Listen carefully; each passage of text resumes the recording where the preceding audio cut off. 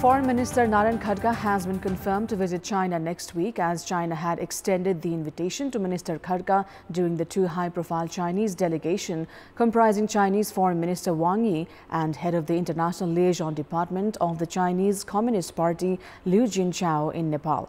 Earlier, the straining China-Taiwan relations had cast doubt on Minister Khadka's China visit, even as the agendas of the tour have not been elaborated. Good morning, I'm Sapsanamma, and these are the headlines of the hour.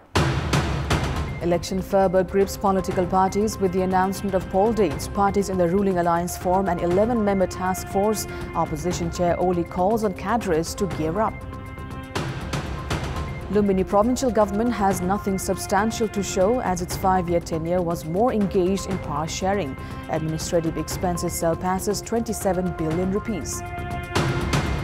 At least 10 people killed by Israeli airstrikes in the Gaza Strip, including a top Palestinian commander. Israel says the operation followed threat by Palestinian Islamic Jihad.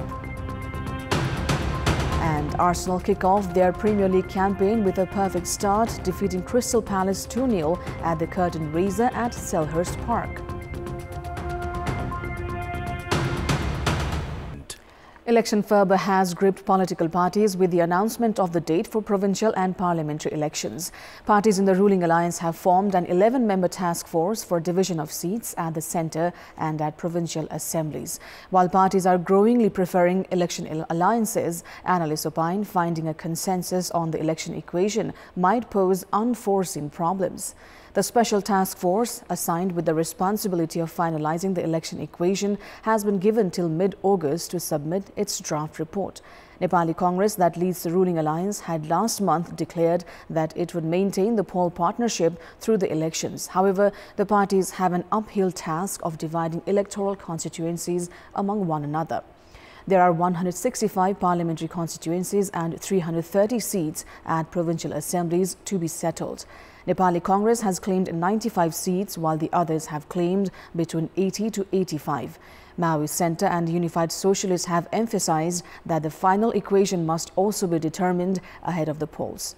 Analysts say Nepali Congress is looking to maintain a sole majority, while Maoist Centre and Unified Socialists intend to avoid that from happening.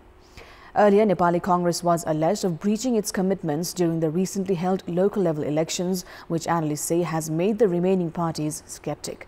In the meantime, top brass leaders, including Prime Minister Sher Bahadur Dewa, Pushpa Kamal Dahal and Madhav Kumar Nepal, are all eyeing the post of Prime Minister following the polls, which makes the setting the equation more complicated, while parties at the centre are also likely to face a challenge in striking an equation with Tarai-based parties. In the given scenario, intriguing political gambits can be expected in the days till mid-August, when the task force submits its draft report. In this context, in our Public Voice segment, today we've asked people in several provinces how they feel about the upcoming provincial and parliamentary elections. Let's take a look at what they had to say.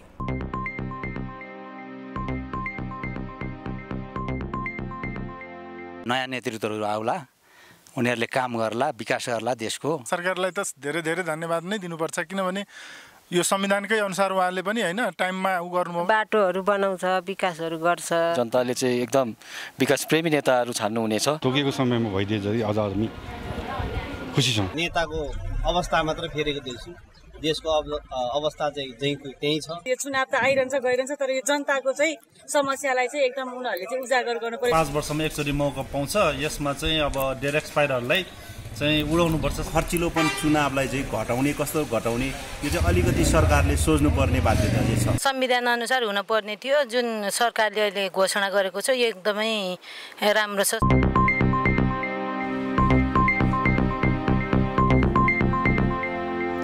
CPN-UML chairperson KP Sharma Oli has directed party cadres to intensify preparations for the upcoming parliamentary and provincial elections.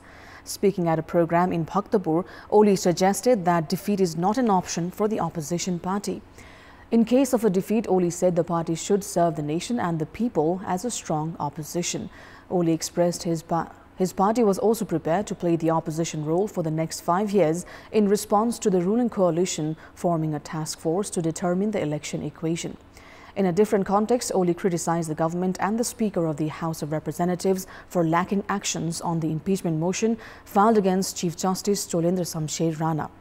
For most part of his speech, the opposition chair spent time criticizing the ruling alliance, saying that the five-party front were clueless about where they were headed to.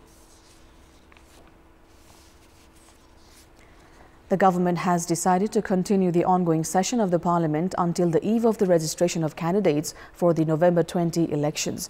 However, both the houses have been directed not to dwell on issues of serious nature and those that can influence the upcoming elections. As the government declared the dates for provincial and parliamentary polls, there had been debates over whether the ongoing session of the parliament should be prorogued. While a faction of experts argue that the session must end and positions must be vacated ahead of the elections, others say the parliament can continue with its responsibilities as its 5-year tenure only ends on 7th of December. The Federal Parliament Secretariat has said the House of Representatives can work until a day before the registration of the candidates. The ruling and opposition have both agreed to the Parliament Secretariat's decision. Prior to the promulgation of the Constitution, the Parliament would be dissolved once the election dates were announced. Meanwhile, parties have been divided regarding the role of the incumbent government with the announcement of the poll dates. While some parties opine the government should continue with its executive duties, other parties say that the government should also be terminated.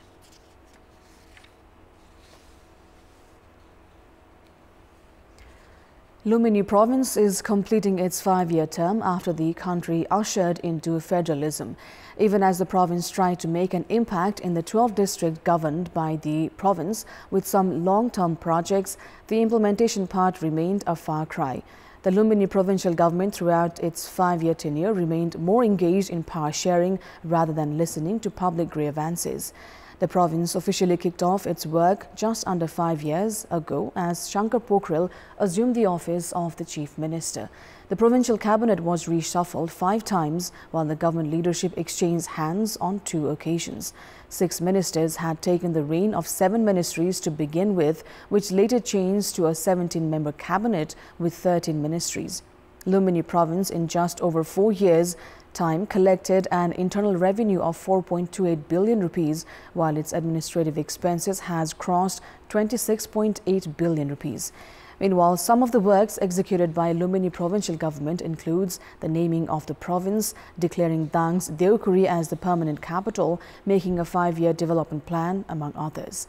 Lumini province, despite an impressive capital expenditure record, busied itself in the construction of temples, mosques and statues of leaders.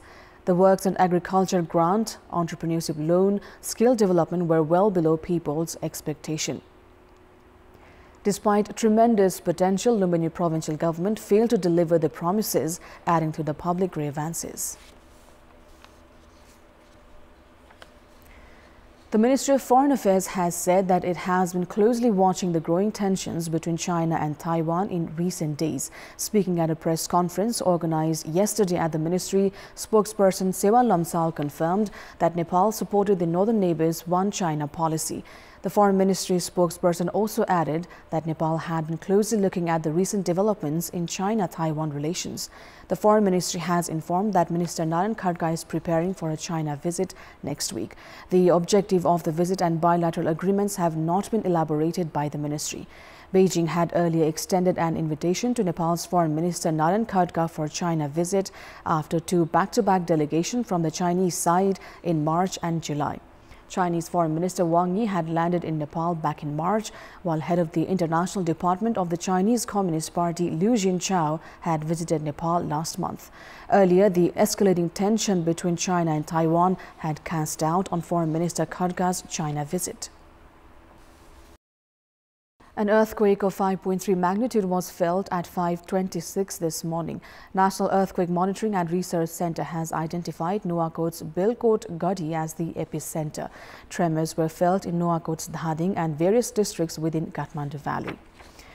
Now, it's been 2 decades since the government introduced the concept of special economic zones with the intention of boosting the country's productivity and thereby national economy.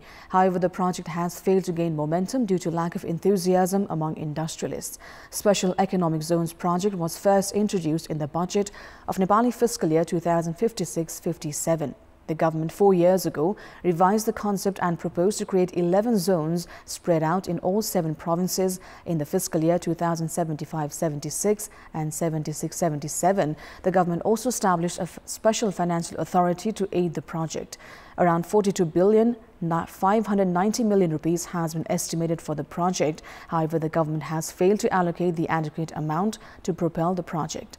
So far, 48.6 million rupees has been spent in feasibility study for the special economic zones. In the span of 20 years, the government has prepared 68 plots in Bhairahawa of Lumbini province and 69 plots in Simarain province too. The government has struggled in land acquisition elsewhere. Industrialists have cited rising real estate costs and have demanded the government provide them with land at further subsidized rates to establish their industries. Currently, the government has provided industrialists with land at 20 rupees per square meter, which has still failed to attract private investment.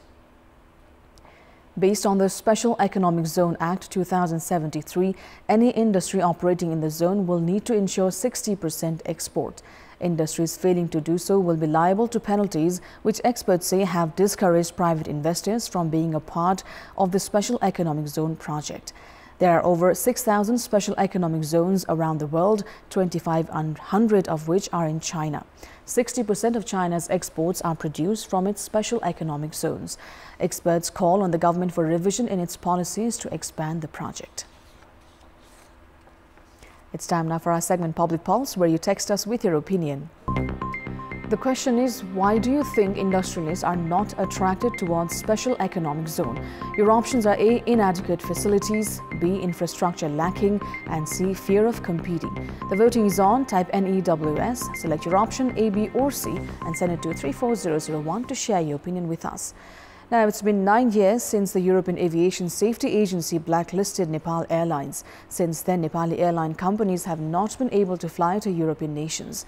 Meanwhile, the bill proposed to separate the Civil Aviation Authority into 2 different entities, one as a service provider and the other as a regulator, has been stranded at the House of Representatives that analysts say is due to the influence of interest groups.